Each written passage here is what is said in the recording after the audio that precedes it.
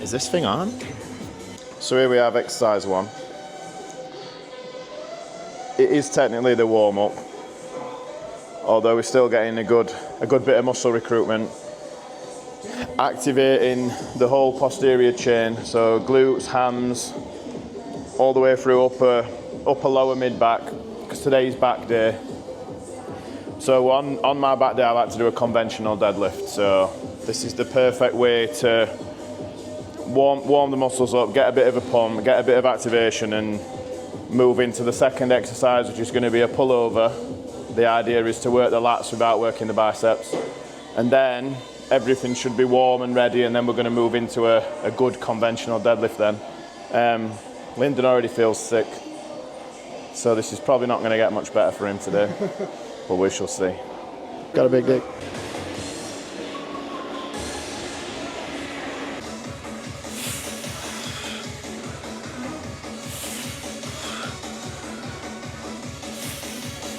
I don't know if I'll be able to actually do this. Well, go back to the weight, because we're not using this like a really heavy. This is to like warm all your lats up. Get a good feel, a good pump. So arms are nice and fixed. We're pulling through his elbows. Perfect. So elbows all the way back. Pull through.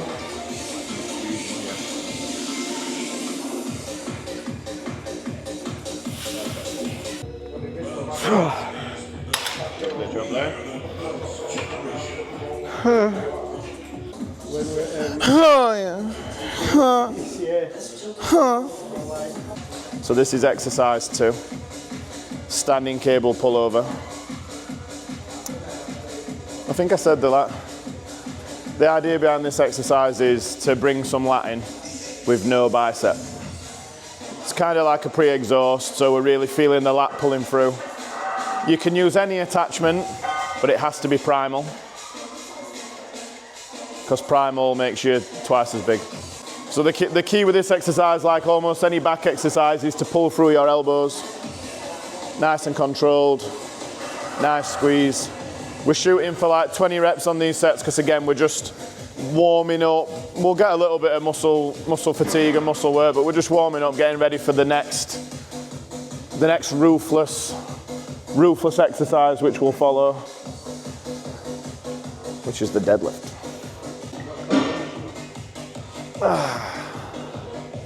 Ain't nothing convenient about this. Little weight reduction in weight for Lyndon, because form is key, and he's a beginner. No, he's beginner to advanced. Beginner to advanced, is that a thing? Beginner to intermediate. Beginner to professional. He's learning, yeah. They're really good reps though. Perfect. You can use any bar, but it has to be primal. This is my favourite bar. There are many bars like it, but this is my bar. Have you deadlifted off the floor? Never. Wow. No.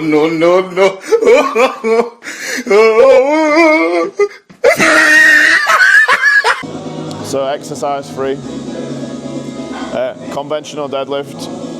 Obviously, there's a lot of deadlifts and different opinions around at the minute. Obviously, you've got like stiff leg deadlift, RDL, and everyone doing them in very different ways. But when I started, you either did sort of conventional deadlift, which is a very like powerlifter style deadlift, but I perform it a little bit more like a bodybuilder in terms of my reps and my tempo and sets and form. RDL is obviously a little bit more glute and hamstring emphasis.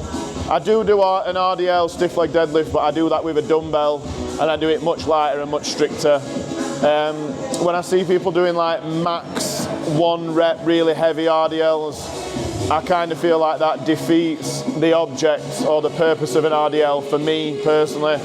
So I stick to this conventional deadlift where I'm pushing the weight up a little bit more and the reps a little bit lower. But we're still shooting for like a good 6 to 8, a good solid 6 to 8 reaching muscle failure with the intention of strength and hypertrophy. So I'll start with 1 plate and build up 1 plate, 2 plate, 3 plate, 4 plate. We'll see what 4 plates is like today and see where we go from there. Lyndon's previous deadlifting experience is limited to a 100 kilo rack pull. So hopefully, with a few pointers, we will just get him to a 100 kilo conventional full floor deadlift, but we'll see.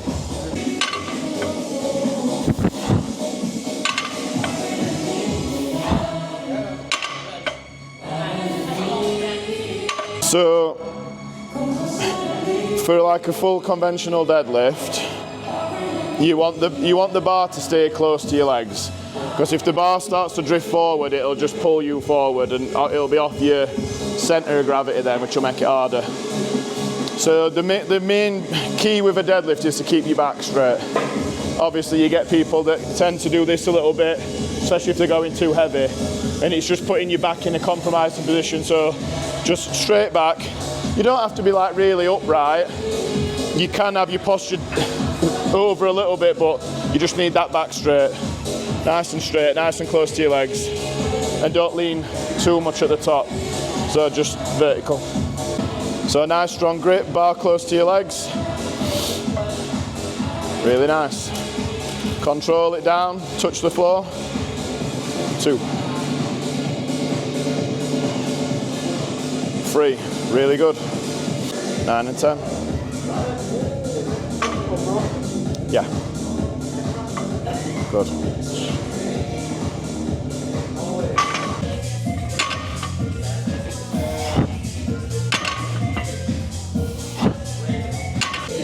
So we're going to go 60 again.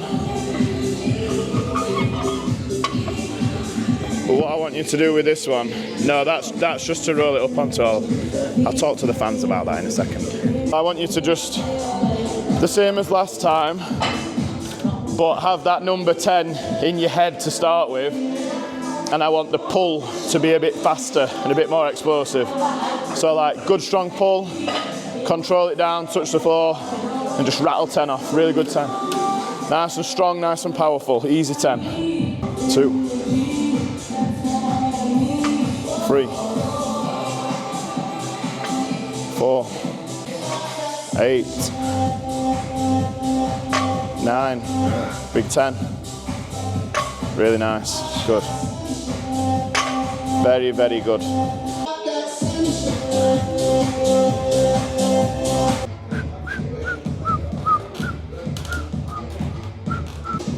So I'm not the biggest believer in straps or knee wraps or really thick ply sleeves if something helps you increase the lift and you are not doing it yourself. However, if your grip is failing before your back reaches mechanical failure, then you're probably selling your back a little bit short, so straps are handy. Obviously they're not taking anything away from the joint of the movement that we're doing. They are literally just there to sustain the grip. Little hack, if your gym doesn't have a deadlift jack hack, little 1.25 plate, roll it up on there, you can put 20s on then. We do have a jack. Pick that plate up, boy. Yeah, buddy.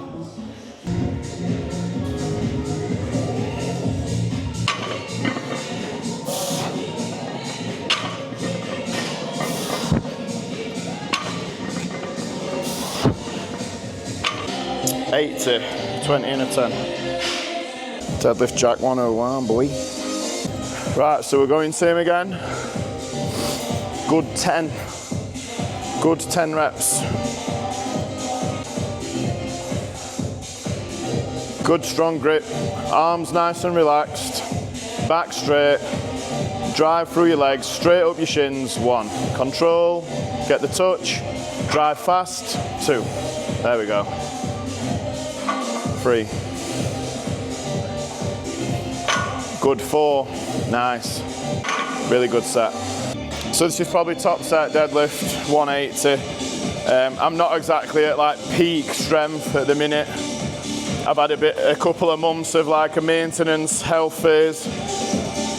So the lifts will be creeping back up over the next probably 8 weeks. And then I will potentially be starting a fat loss phase. Oh yeah. Huh. Huh.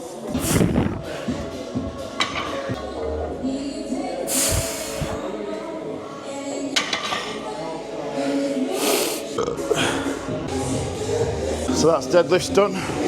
So we've done hypers, pullovers, deadlift. So what we've got left now is a row. This is my favourite row. Probably my favourite back exercise in general, chest supported row, because literally the only thing you have to worry about is the row. We don't have to worry about bending over, stabilising, momentum. It is just pure squeeze the lat, stretch the lat, squeeze the lat. You're going to get pretty much all your back, lower, mid, upper. You see people trying to justify isolating specific parts of the back, but at the end of the day on a row, pretty much your entire anatomy of your back will stretch and contract. So this idea that you can isolate your lower lat, and this idea that you can bring up your lower lat if you simply don't possess the insertion in that area is also incorrect. We are very, very limited by our God-given insertions, which is not to discourage anyone. It is to reinforce the basics. So stick to the basics, maximise your own potential. Lyndon has started chatting, so I'm going to crack on while Lyndon tries not to be sick.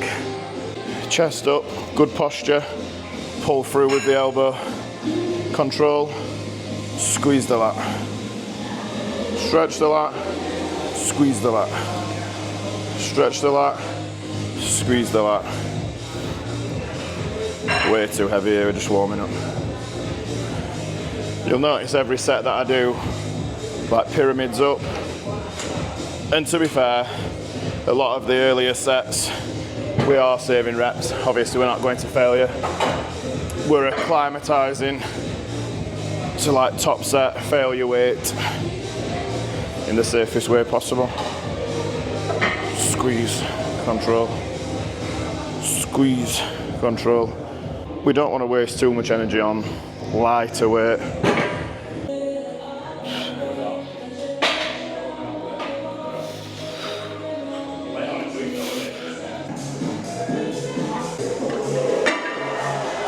Little breather. Get your air back in.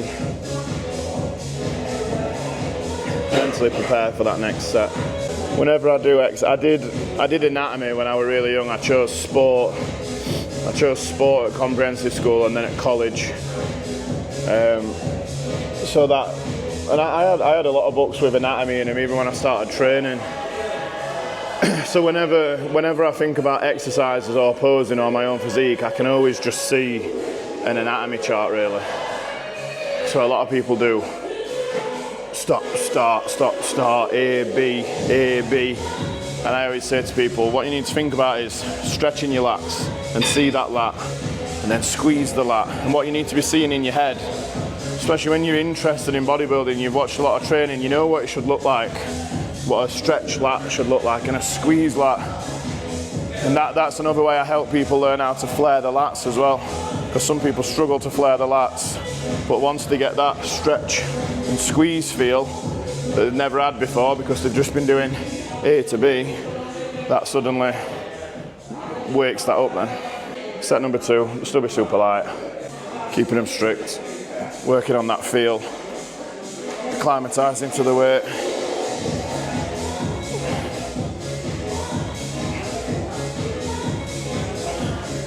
Water, very important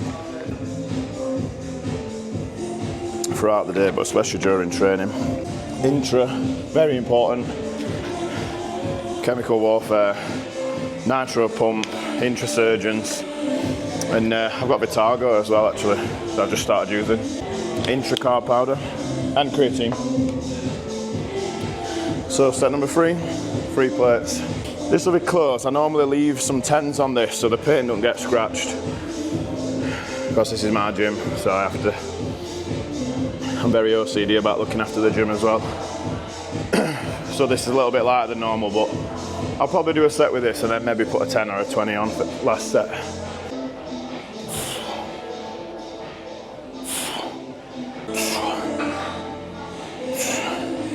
Top set, let's go.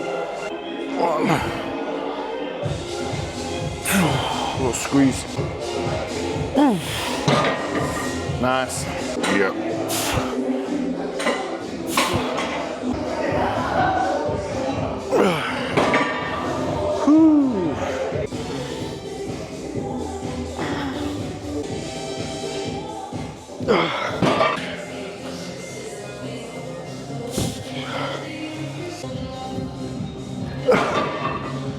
I am partial to a little drop set, so I'm gonna pull a bit of weight off.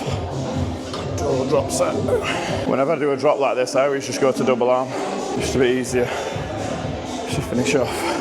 A little bit more upper back, I dare say.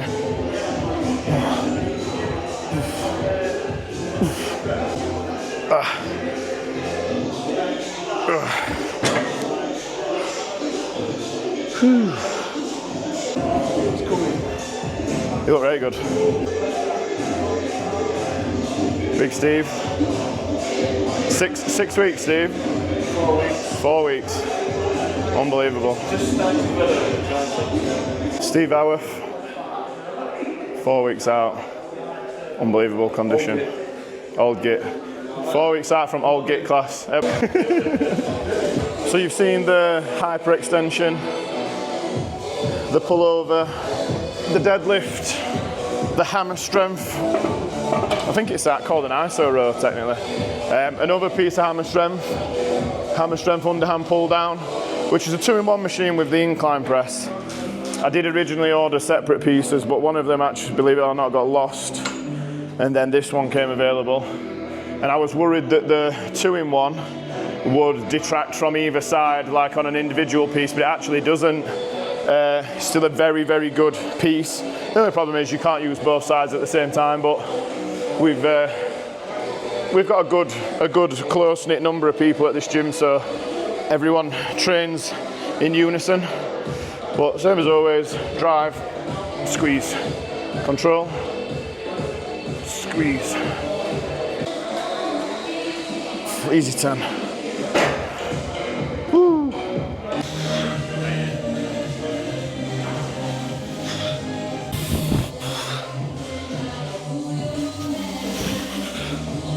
Yeah.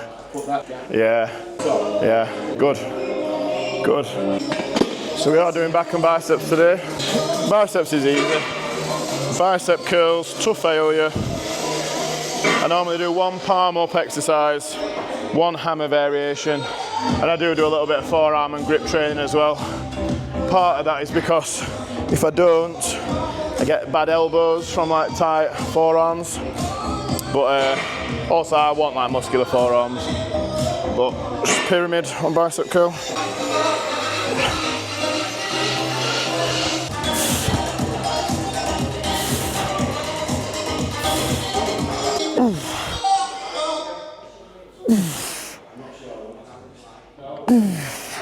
It's got a big dick.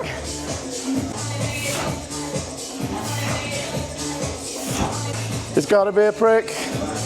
Nice guys, finish last.